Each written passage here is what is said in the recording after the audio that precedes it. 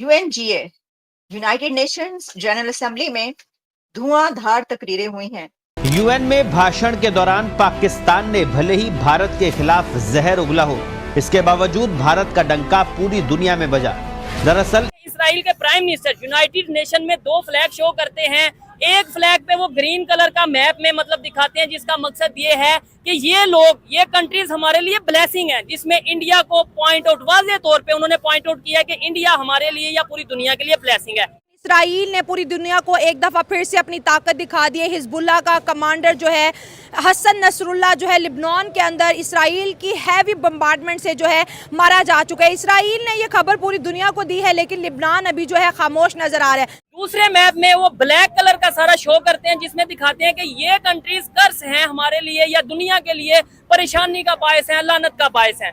तो Islamic world जो है इसराइल से बहुत ज़्यादा इस वक्त डर चुकी है। ओआईसी की जो है एमरजेंसी मीटिंग बुला ली गई, क्योंकि डर ये है कि अगर इसराइल का एग्रेशन ना रुका तो ये आग जो है गल्फ कंट्री तक भी जा सकती है। इसमें देखेंगे कि एटमी पावर मुल्क भी जो है इसराइल के सामने उफ तक नहीं बोल रहा। दूसरी जानिब अमेरिका की बात करें, इंडिया की बात करें, तो इनकी जो पॉलिसीज़ है वो इसराइल को सपोर्ट करती हुई दिखाई दे रही है, और इसराइल जो है घुस के मार रहा है, चुन के मार रहा है। पाकिस्तान का पूरी दुनिया में मजाक नहीं इस टाइम बन रहा। हम इधर इसराइल के खिलाफ नारे लगा रहे हैं, मतलब ये कि इसराइल को ये भाई कह रहे हैं कि मैं इसराइल को तबाह कर दूंगा।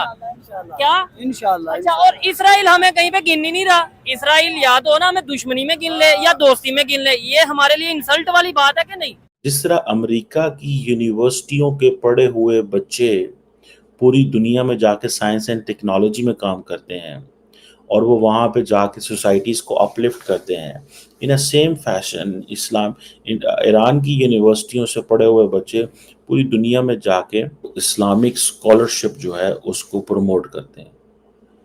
सो ये है फ़र्क। मैं आपको खबर बताता हूँ, इसराइल के जो प्राइम मिनिस्टर है उसने यूनाइटेड नेशन में एक मैप शो किया, जिसमें उसने बताया कि भाई जो कंट्रीज हमारे लिए समझ लें ब्लेसिंग्स हैं, खुशकिस्मती हैं, उसमें उन्होंने इंडिया का मैप शो किया और बताया कि ये हमारे लिए ब्लेसिंग है। इवन सऊदी अरेबिया का मैप भी उसमें शामिल है, वो जो एरिया वो भी शामिल है, ये ब्लेसिंग है।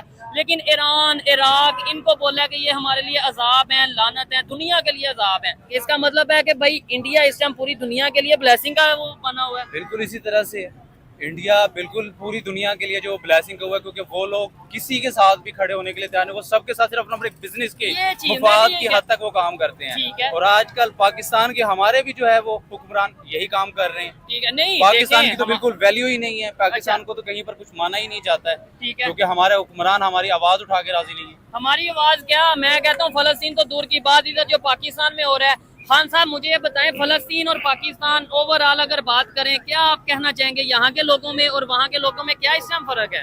देखो आजकल जो है जो फलस्तीन में बड़ा जुल्म हो रहा है। अच्छा, तो ये पर हम मुसलमान लोग हैं, ठीक है, तो हम क्या कर रहे हैं? हम इकट्ठा होके हम उसकी आवाज उठाए। ठीक है, ये कह रहे हैं कि इकट्ठे होके आवाज उठाएं। मुझे बताएं कि क्या तमाम मुस्लिम कंट्रीज इकट्ठे हो सकते हैं? होना तो चाहिए, बनता है। अच्छा। क्योंकि जितना फलस्तीन में जो है वो जुल्म हो रहा है हमारे मुसलमान भाइयों के ऊपर, बहनों के ऊपर, माओं के ऊपर, पूरी मुस्लिम उम्मा को जो है इकट्ठा होना चाहिए। लेकिन इधर ये चीज है ना, जो भी ईरान का प्रेसिडेंट ने आवाज उठाई, मारा गया। इसके अलावा अगर हम बात करें, हमास का जो चीफ था, वो जिसने जंग स्टार्ट की, वो मारा गया।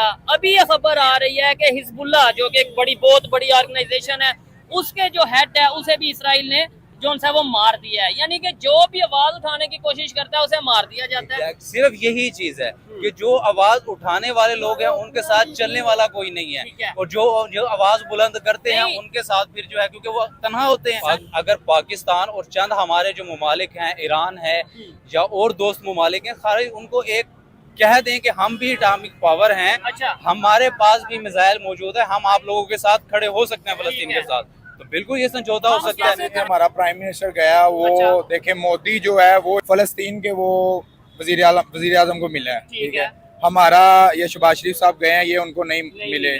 ठीक है, इनका काम बनता था कि हमारे मुस्लिम ममालिक उनको हम हौसला दें, चले कर हम कुछ भी नहीं सकते, वो हमें भी पता है हम कुछ नहीं कर सकते। ठीक है, क्योंकि देखिए उनके सामने 2 नक्शे पेश किए गए। ठीक है, दोनों नक्शों में हमारा कहीं नाम था, ना ब्लैक में ना ग्रीन में, यानी ना दोस्ती में ना दुश्मनी में, हमें कहीं नहीं उन्होंने कहा ये आपस में लड़ रहे हैं यार, इनको छोड़ो, ये अलग है, मुल्क है, इनको हालांकि इग्नोर करने वाली बात नहीं, दुनिया की एटॉमिक पावर है हम भी, हमें इस्लामिक पावर हम, पहली इस्लामिक पावर हम ही है, हमारे पास ही है, हमारे पास ही है। लेकिन मेरे ख्याल से उसकी वैल्यू कोई नहीं। क्या वैल्यू होगी भाई, जंग लग गया होगा किसको?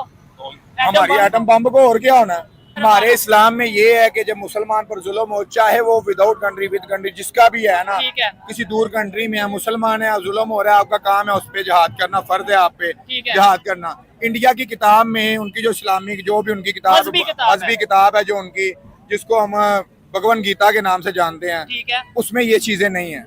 उनको बस ये भी नहीं, उस उधर भी लिखा है कि भाई इंसानियत को दर्द ना दो, तकलीफ ना दो, लेकिन ना दो। हाँ। वो दे रहे हैं, ये नहीं दे रहे, वो कैसे जंग करेंगे? हाँ ठीक है, हम उनकी मदद मांग लें। किताब में जंग या ये जिहाद ये चीजें नहीं लिखी, ये नई चीजें लिखी ना जिहाद। अगर उनकी किताब में लिखा होता, शायद वाली बात है, वो अपना बड़ापन दिखाते कि यार तुम लोग ना हो, हम खुद ही कर लेंगे। ठीक हो गया। हमारे मुसलमान भाई मारे जा रहे हैं, फलस्तीन में मारे गए, अब लेबनान पे हमला हुआ है, और भाई वो मुस्लिम लीडर था, वो उधर का मुस्लिम लीडर था, वो अब मारा गया, तो हमें उसके खिलाफ खड़ा होना चाहिए। अगर हम नहीं खड़े होते तो कल को पाकिस्तान पे भी हमला होगा, कल को ईरान पे भी हमला होगा, तो शायद कल हमारे बैतुल मुक़द्दस में जिस तरह उन्होंने उनको शहीद किया है, जिस तरह भी उधर बॉम्बिंग की गई, कल को सऊदी अरेबिया में भी होगी, तब भी तमाम मुसलमान बैठे रहेंगे। मेरा इनसे यही कहना है, भाई जागो, फिरकाइज़म से बाहर निकलो, उसके खिलाफ खड़े हो, बाइकआउट करो हर चीज़ का, इसराइल का।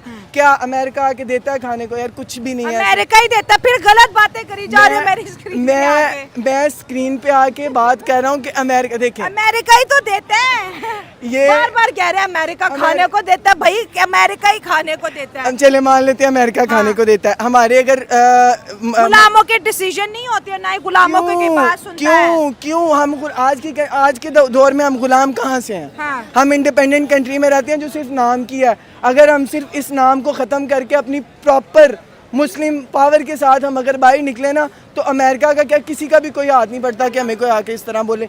इंडिया वालों से मुझे ये कहना, उधर मुसलमान नहीं बसते, मुस्लिम निकले ना, बात करें, फ़लस्तीन को बचाएं, लेबनान को बचाएं, आगे जो ईरान पे हुआ, यार आप लोग कहाँ से? इंडिया अपनी पॉलिसीज को बचाते हैं, उनकी इसराइल के साथ बड़ी जबरदस्त डिप्लोमेटिक रिलेशनशिप है, वो इस तरह की जहाद को और मिलिटेंसी को सपोर्ट नहीं करते।